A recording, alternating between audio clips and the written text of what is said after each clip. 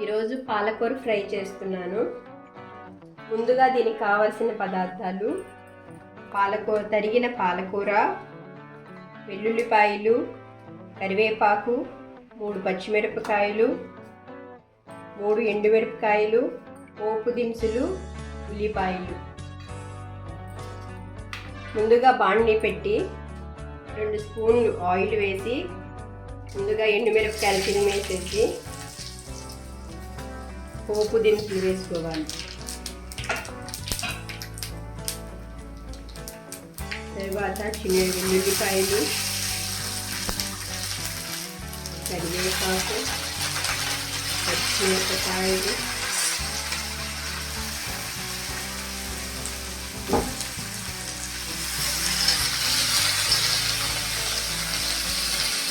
ఇది బాగా వేగినాక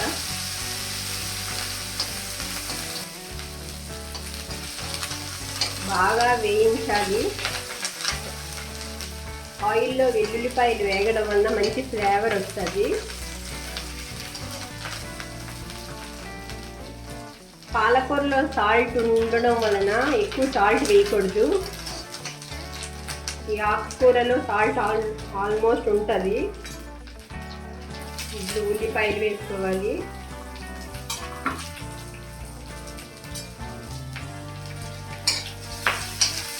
ఇది కూడా ఫ్రై చేసుకోవాలి బాగా.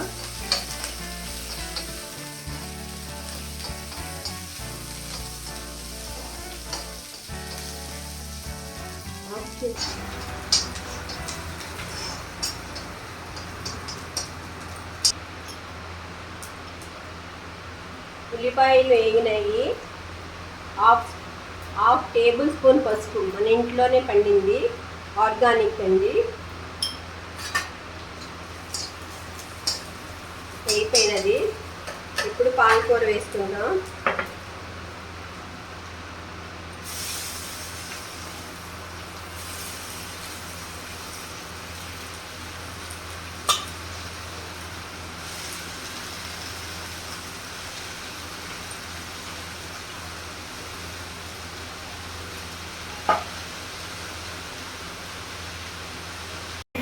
అందులో వాటర్ ఉంటుంది, వేగుతుంది.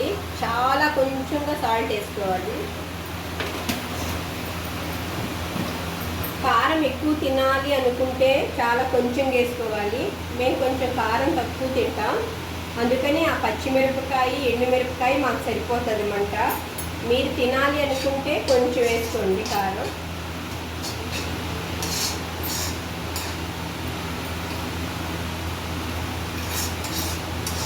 ఒక 5 మినిట్స్ తర్వాత ఇది వేగిపోతుంది.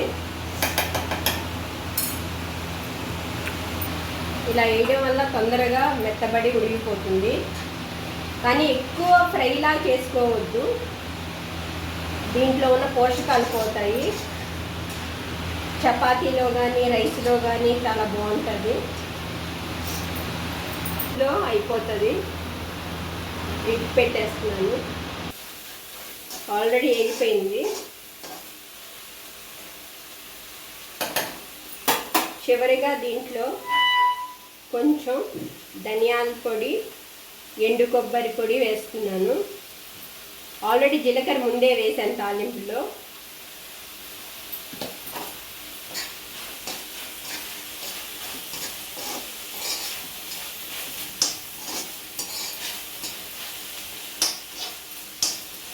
కొత్తిమీర ఉంటే వేసుకోండి, నేను ధనియాల పొడి వేసాను, కొత్తిమీర లేదు. అయిపోయిందండి, పెట్టేస్తున్నాను. ఇది ఆరోగ్యానికి చాలా మంచిదండి. ఇలా చేసుకుంటే పిల్లలకి, పెద్దలకి, అందరికీ.